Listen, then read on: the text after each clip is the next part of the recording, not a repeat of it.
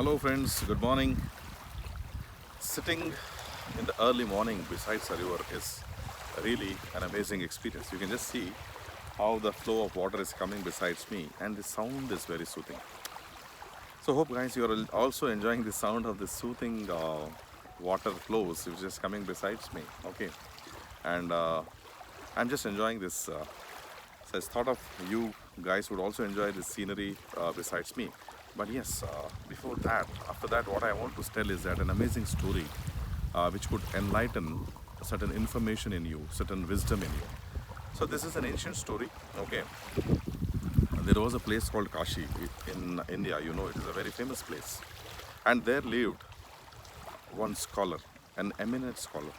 Okay, this scholar, every time he used to go to one side of the river, okay, by using a boat. You can see, at one side of the river, there is one place there, okay.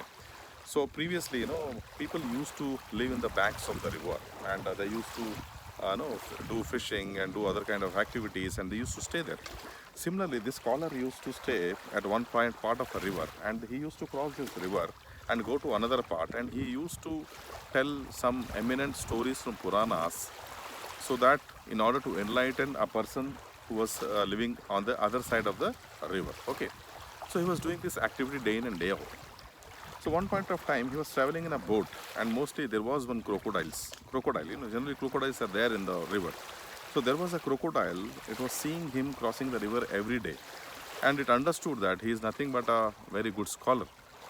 And this crocodile was not a normal crocodile. It has, all the powers to speak because it was eminent and it remembered what happened in past life. So it was quite eminent. It was a prominent crocodile and it has some scholarly activities and vasanas of the past life. And it could remember that, what happened in the past. And by the grace of Lord, it got some voice to speak. Okay. So while going one day, while this scholar was crossing the river, this crocodile stopped him, okay, and just to put his mouth out. While this scholar was traveling, and the crocodile asked him, because every day I'm seeing you, oh dear scholar, I want that you're going there and you're teaching somebody the lessons of Puranas, Shastras, and I too, from a long time, have an intention to learn this eminent and very good lessons from the Puranas and Shastras. Somewhere there is a deep intention which is lying in me to learn all these things, but I have missed it in my past life. So could you please put with a great compassion on me, a lower scale animal, and give me a wisdom of what you have learned so far so that I'll enlighten myself. So the scholar listened to this crocodile who was talking very nicely, very politely, in a very polite manner, in a very polite fashion. And he understood that, he requires my lessons more than the person who is residing there on the other side of the river. So he approached this crocodile and told that, that I'll give you the best of the lessons. But for that, you need to pay me something. But what would you pay me? Because you do not have anything. The crocodile told that, I have many things with me. So it went in a minutes of time and bought a very nice golden chain.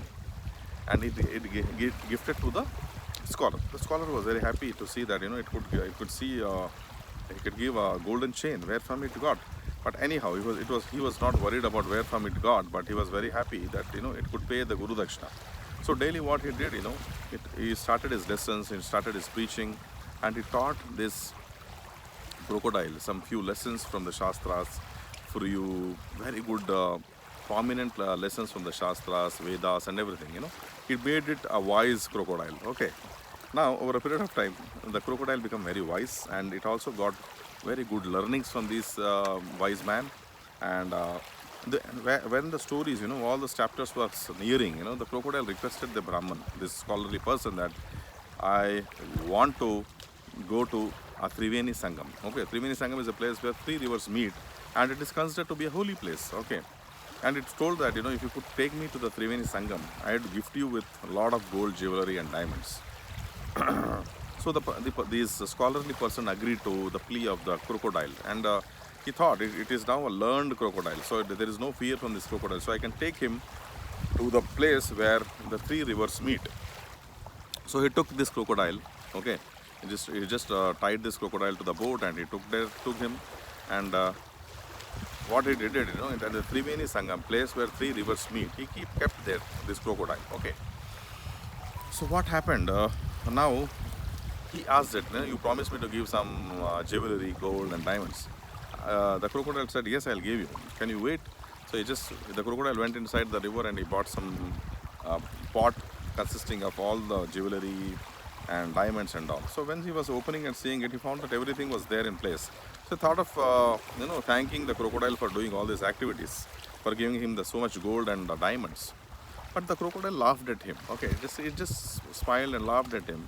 And when the scholarly person was looking at this crocodile, he was actually quite weird. He appeared weird. So he asked the crocodile, "Why are you laughing at me? What mistake I did?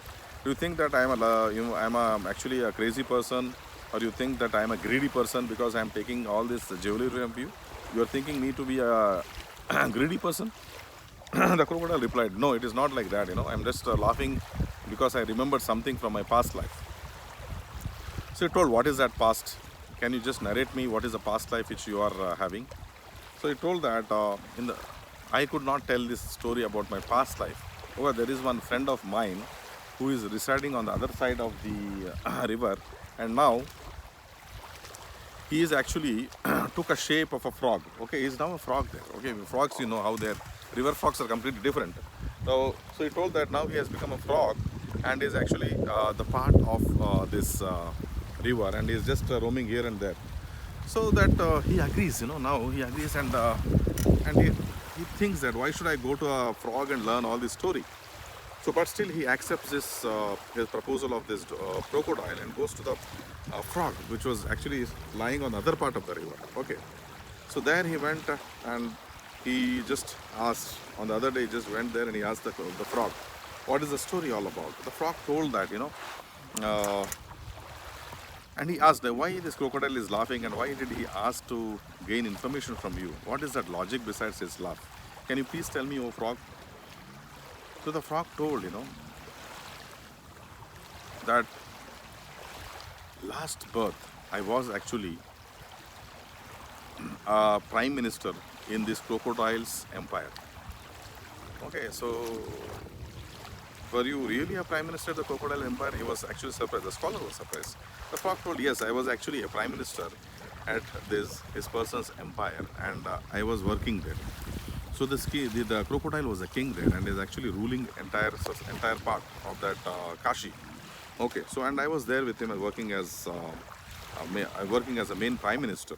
And at that time, during the age of 80, my king told that he wanted to go near the Triveni Sangam. Okay, and in the Triveni Sangam, he wanted to actually stay there for some time, because he was receiving the advice from the scholarly people that one who stays near the Triveni Sangam at the end of his life would receive the blessings of the Lord, and he will be freed from this samsara.